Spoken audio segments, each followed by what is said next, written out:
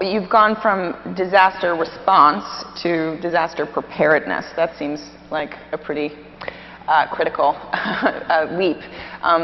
So can you talk about what's involved with that? Yeah.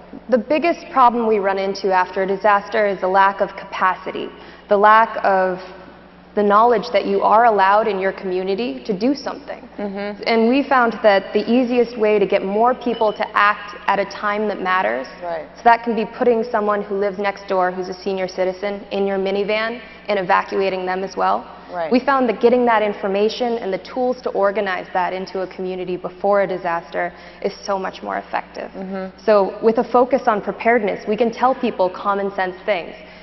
Get an extra can of peanut butter and a crate of beans, and that's your emergency kit. It doesn't have to be fancy. It doesn't have to be labeled. It's just right. Common sense information where it needs to be at the right time. Yeah. I think we're all learning that we need to have those drills and yeah, those resources at our disposal.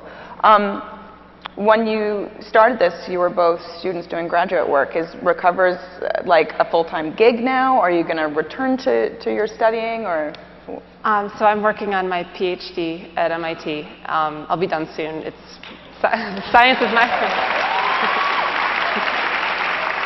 It's not like a clap line. It's just a lot of work. We're impressed. So science is my first passion, but I think that the more science we can bring to bear on problems that affect people so personally, like natural disasters, specifically because I study something so similar, yeah. The more we can bring to bear, the better for everyone. Right. And so I'm working on bringing, climate science and atmospheric understanding into community tools that regular people can just look at and be more prepared with without needing to take a class or right. A webinar or something. These things should be simple and accessible so that we can be safer and help our neighbors. Yeah. Well, is there anything that surprises you about how communities use the platform and what it's been able to accomplish? I mean, what's been? I personally am always surprised by how people use our platform. It's often not in the way we intended it to be used, which does two things. It tells us we've done something wrong and we need to fix it. Mm-hmm. And it also shows us a better way to do it. Mm-hmm. So we call it stress testing. And it started last April with our very first version of the software. We flew into a tornado recovery in Texas and handed them the software and said, go.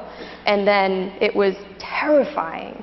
Stress applies to you in that situation. Right. You're watching a community try and use something that's untested, but the best practices we see people create on the ground are what get translated and then spread into other communities. And the point is, we don't know the answers for your community. If an earthquake or a hurricane hit you right now, we don't know what your closest shelter is or right. where the closest medical shelter is or where the pets go. But you do. So if we can provide you the best technology to answer those questions on your own, everyone wins. And then we don't have to be on the ground. That way we can scale far faster across the country. And so we're just trying to build, give technology to people so they can be the experts, because right. we certainly are not. Right.